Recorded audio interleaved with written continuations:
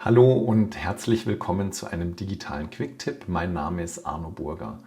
Grundlagen zu Ansichten findet ihr verlinkt in der Infokarte rechts oben. Heute geht es um ein Anwendungsbeispiel zu den Ansichten.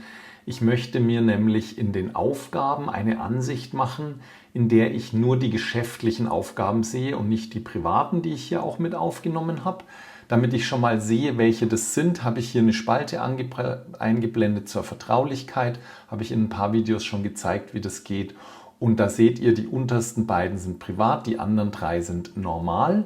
Und ich lege jetzt eine Ansicht an, bei der wir nur noch die normalen und nicht mehr die privaten sehen. Dazu gehe ich folgendermaßen vor. Ich wähle aus dem Menü Ansicht, Ansicht ändern, den Befehl Aktuelle Ansicht als neue Ansicht speichern.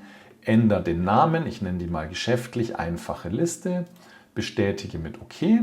Und diese Ansicht verändere ich jetzt, indem ich über Ansichtseinstellungen das Filtern aufrufe und unter Erweitert bei den Feldern Aufgabenfelder die Vertraulichkeit auswähle. Und ich möchte jetzt, dass alle angezeigt werden, die nicht privat sind. Also damit würde angezeigt werden, was normal, persönlich und vertraulich ist.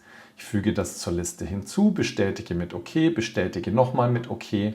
Und in der Ansicht, die jetzt gerade ausgewählt ist, geschäftlich, sieht man nur die, die nicht privat sind in der Vertraulichkeit. Und wenn ich die einfache Liste aufrufe, dann sehe ich wieder die, die auch in der Vertraulichkeit privat sind.